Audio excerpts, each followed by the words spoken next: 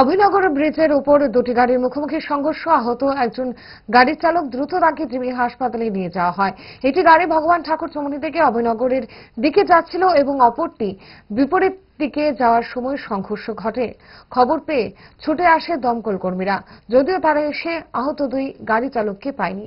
তারা আগেই স্থানীয় লোকজন দুজনকে উদ্ধার করে জিবি হাসপাতালে নিয়ে যায়। একটি গাড়ির চালক গুরুতর আহত বলে জানা যায়। শনিবার ছিল, এমনিতেই শহরের শ্রেয়া ঘোষাল নাইট উপলক্ষে প্রচন্ড উৎসবের মেজাজ।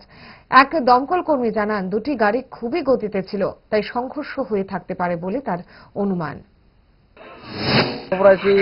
অভিনগর ব্রিজে গাড়ি অ্যাক্সিডেন্ট হয়েছে, আমরা কন্ট্রোল রুম থেকে পাওয়া হয়েছে। তো আমরা আইসি তারা হেল্প করতাম আর কি। হ্যাঁ, এরপরে এখন থানাতে জানা হয়েছে, কারণ জানানো হয়েছে, আইব থানা আইতে। কেউ কি আহত হয়েছে? আহত তো আমরা আইয়া পাইছি না, কিন্তু তারা নিয়ে গেছে হসপিটালে। আমরা আইয়া পাইছি শুধু দুইটা গাড়ি অ্যাক্সিডেন্ট ব্রিজের এখানেও আছে আর কি। গাড়ি কি বেশি জোরে ছিল?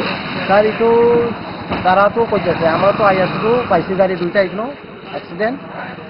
তারপরে একজন ড্রাইভার বলতে ইনজুর্ড হয়েছে, এটা তারা লইয়া গেছে হসপিটালে।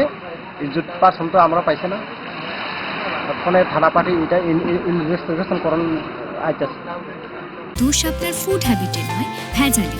সেই মায়ের আমল থেকেই তারা 5 দশক ধরে গ্যাস, অম্বল ও পেটের সমস্যা একমাত্র সমাধান গ্যাস নল।